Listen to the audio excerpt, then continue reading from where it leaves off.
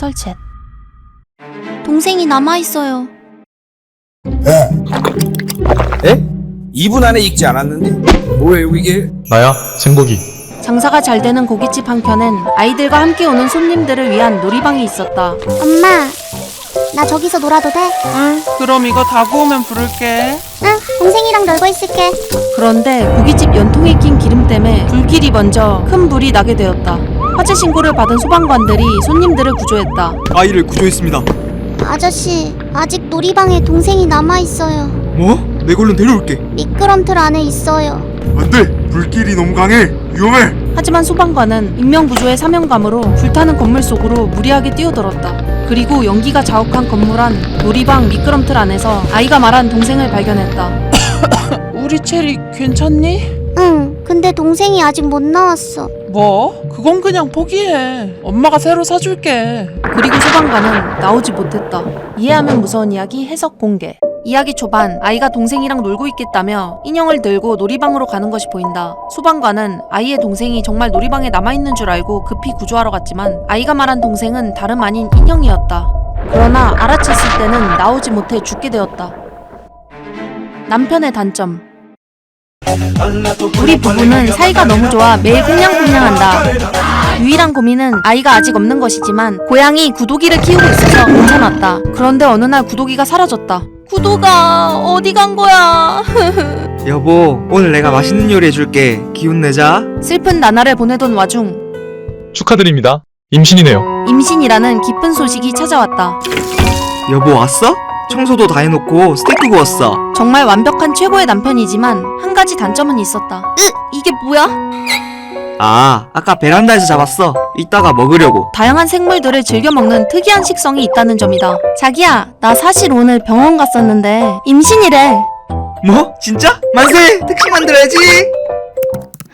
남편은 밤늦게까지 노트북으로 뭔가를 하고 있었다. 마침 남편이 화장실에 가길래 노트북 화면을 슬쩍 보았다. 다정한 남편은 태어날 아기에게 해줄 고기 요리를 벌써 검색 중이었다. 이해하면 무서운 이야기 해석 공개.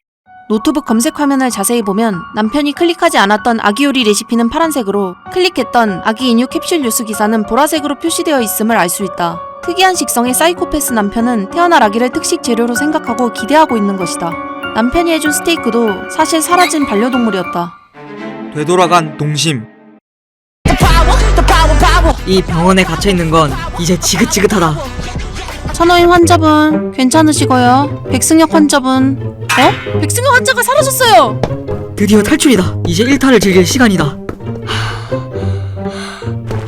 아줌마, 떡볶이 주세요. 아이고, 천천히 드셔요. 4,000원입니다. 어머머머! 나는 평소 가고 싶었던 놀이터에 가서 신나게 그네를 탔다. 근데 환자복 때문인지 사람들이 수군거렸다. 오, 옷가게다. 손님, 선물 보시는 거예요? 입어봐도 되죠? 네?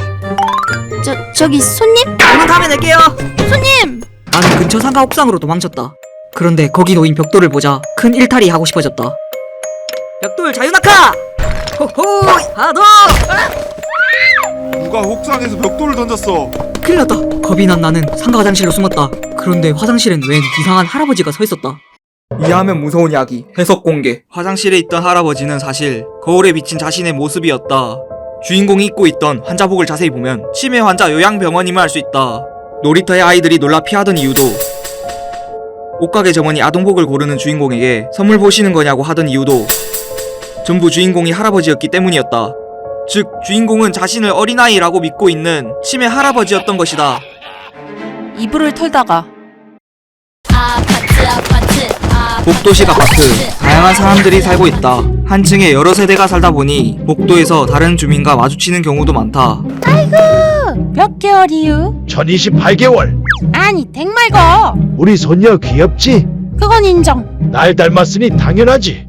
응 아니야. 이날 11층에 사는 할머니는 복도에서 이불을 털고 있었다. 괜찮으세요? 죽을 뻔했네. 고마워이. 이 높이에서 떨어졌다면 분명 목숨을 잃었을 것이다.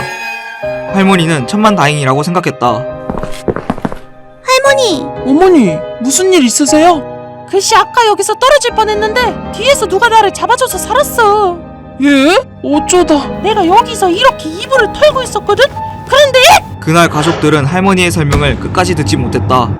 이해하면 무서운 이야기 해석 공개. 할머니는 그때 일을 설명하다가 그만 앞으로 중심이 쏠리며 떨어지고 말았다. 이 사고는 2018년 4월 경기 의정부시의 한 아파트 11층에서 있었던 실화이다.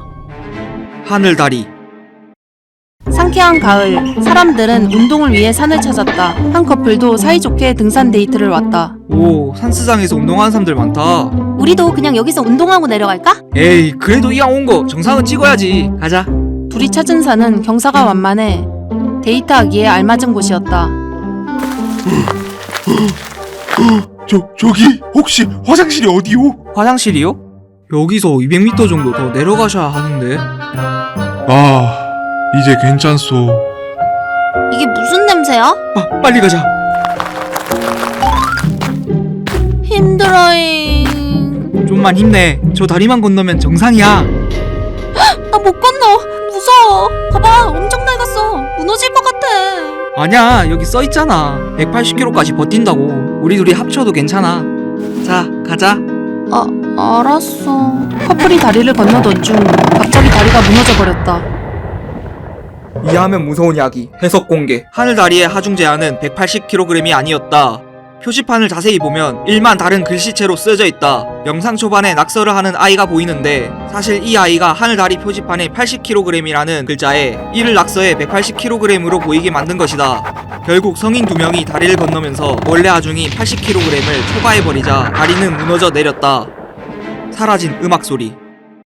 나는 아파트 외벽에서 페인트 칠을 하는 도장공이다. 15층이 넘는 높이에서 밧줄 한 가닥에 몸을 맡긴 채 일을 하는 건 위험한 일이지만 대신 하루 일당이 꽤나 센 편이다. 무서워서 아래를 못 보겠네. 형님은 이 일한 지 3년쯤 되셨죠? 어떠세요? 처음엔 나도 무서웠지. 근데 아내랑 아이들 생각하면 힘이 나. 같이 일을 하는 형님은 굉장히 성실하고 늘 가족을 소중히 여긴다. 외모 차! 우리는 조금 떨어진 위치에서 각자 좋아하는 음악을 들으며 작업했다. 시끄러워서 잠을 잘 수가 없잖아. 죄송합니다. 그 주민은 그래도 분이 풀리지 않았는지 집을 아예 나가버렸다. 형님은 모르시는 것 같았다. 작업에 마저 열중하고 있을 때 갑자기 쿵 하는 소리가 들렸다. 그리고 더 이상 음악 소리가 들리지 않았다. 형님? 이해하면 무서운 이야기 해석 공개. 아파트 주민이 집을 나설 때 칼을 들고 나가는 것이 보인다. 격분하며 아파트 옥상으로 올라간 그는 음악 소리가 나는 쪽의 밧줄을 끊어버렸다. 이 사건은 2017년 경남 양산시에서 일어난 실화이다. 아파트 외벽 도색 작업 중 음악을 듣던 인부 2명에게 시끄럽다고 항의한 15층 아파트 주민이 옥상으로 올라가 밧줄을 끊었고 이 때문에 떨어진 피해자는 사망했다. 잊지 못할 할로윈. 우리 딸은 올해 할로윈을 맞아 잔뜩 들떠있다. 이웃들에게 할로윈 선물을 하기로 했기 때문이다. 자, 여기에 사탕하고 젤리 담아서 이웃분들께 드리자. 어머, 오랜만이다. 젤리가 더 없죠. 나? 잘 지내지. 넌 못생긴 건 좀 어때? 됐다. 다 채웠죠. 어머, 혼자서 다 채웠네. 그럼 이제 나눠주러 가자. 501호 은자한 할아버지. 할로윈 선물이에요. 그려 고맙다잉. 502호 인심 좋은 할머니. 아이고, 내가 좋아하는 젤리네. 503호 504호 장난꾸러기 초등학생. 마침 배고팠는데 개꿀지. 딸과 함께 이번 할로윈은 평생 잊지 못할 것 같다. 그런데 다음날 사이렌 소리에 깜짝 놀랐다. 문을 열어보니 이웃들이 연달아 실려나가고 있었다. 빨리 돌리고 나도 나가봐야겠다. 어? 이게 왜 비어있지? 이해하면 무서운 이야기 해석 공개. 이웃에게 건네준 사탕과 젤리를 보면 캡슐 세제들이 섞여있는 것이 보인다. 어린 딸은 세탁 캡슐 세제가 젤리인 줄 알고 바구니에 가득 담았던 것이다. 이 캡슐 세제를 먹게 된 이웃들은 중태에 빠지게 되었다. 실제로 젤리처럼 생긴 캡슐 세제를 사탕으로 착각하여 먹고 사망하는 사고가 빈번하게 발생하고 있다. 침입자. 돌아갈까봐 그래. 주말 저녁 TV를 보고 있었다. 선천 뉴스입니다. 경찰이 연쇄살인을 저지른 탈옥범을 눈앞에서 놓쳤다고 합니다. 으휴, 무능한 경찰들 그걸 놓치네. 나는 오랜만에 쉬는 시간을 방해받기 싫어 폰을 꺼버렸다. 아까 많이 놀랐구나. 미안해. 주말 여유로운 시간과 고양이, 내가 꿈꿨던 시간이다. 아싸, 맥주다. 탈옥한 연쇄살인범은 혼자 사는 여성들을 대상으로 범행을 저지른 것으로 알려졌습니다. 혼자 살면 위험하지. 옆집에서 가져온 음식은 맛있어 보였지만 괜히 귀찮아질 것 같아 문을 열지 않기로 했다. 옆집은 초인종을 몇 번 더 누르더니 돌아갔다. 연쇄살인범은 약 9시간 전 탈옥한 것으로 알려졌습니다. 9시간? 인근 주민들에게 12시간은 어떤 사람이 되었는데? 찾아오거나 할 경우 즉시 신고해 줄 것을 당부했습니다. 이해하면 무서운 이야기 해석 공개. 남자가 걸려온 전화를 받지 않고 옆집 아줌마에게도 문을 열어주지 않은 이유는 그가 이 집에 사는 거주자가 아니기 때문이었다. 그의 소매를 자세히 보면 핏자국이 묻어있는 것이 보이는데 그는 사실 뉴스에 보도된 연쇄살인범이었다. 그가 탈출한 지 몇 시간이 지났는지 정확히 알고 있고 집의 고양이가 그를 경계하며 남자의 집이라기에는 다소 여성스러운 분위기라는 점도 그의 정체를 암시하는 단서였다.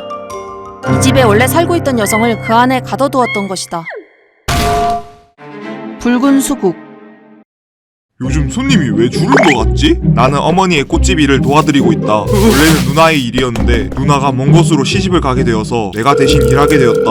네 누나가 요즘 연락을 잘 안 받네. 나는 어머니를 데리고 누나네 집에 가보기로 했다.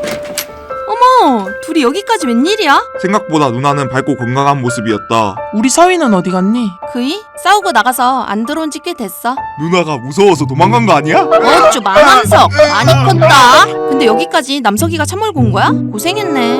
운전 그까이 거 봐. 오, 정원의 수국 다 누나가 심은 거야? 역시 꽃집 딸 답네. 근데 저 끝에 수국은 우리 꽃집 거랑 색이 다르네? 아, 내가 비료를 좀 많이 줬더니 그런가 보다. 남은 비료는 엄마 줄 수 있어? 그래, 근데 이거 내가 직접 만든 거라 냄새가 좀 날지도 몰라. 나는 누나네 비료를 차에 열심히 옮겨 실었다. 냄새. 고마워, 엄마. 미안해. 왜 어머니한테 고맙다는 거야? 내가 다 옮겼구만. 이해하면 무서운 이야기 해석 공개. 꽃집을 오래 운영한 엄마는 붉은 수국을 보고 딸이 남편을 마당에 묻었다는 사실을 눈치챘다. 실제로 수국은 흙의 산성도에 따라 색이 변하는데 산성이 강하면 파란색, 알칼리성이 강하면 붉은색이 된다. 사람의 몸은 알칼리성이 가까우므로 마당에 묻힌 시신 때문에 수국이 붉은색이 되었던 것이다.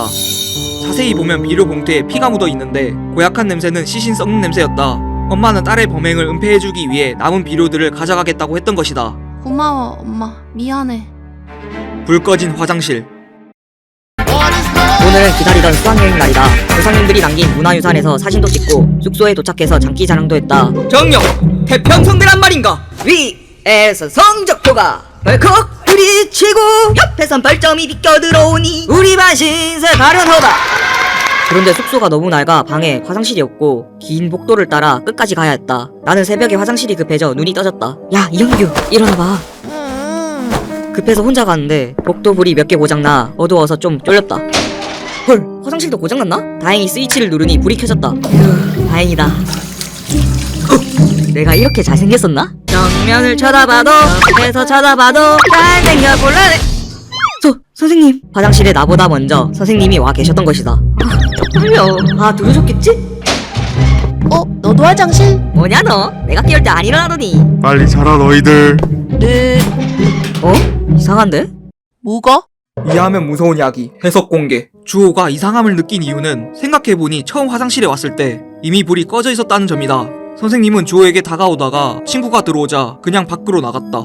새벽 불 꺼진 어두운 화장실에서 선생님은 왜 조용히 숨어 있었던 것일까?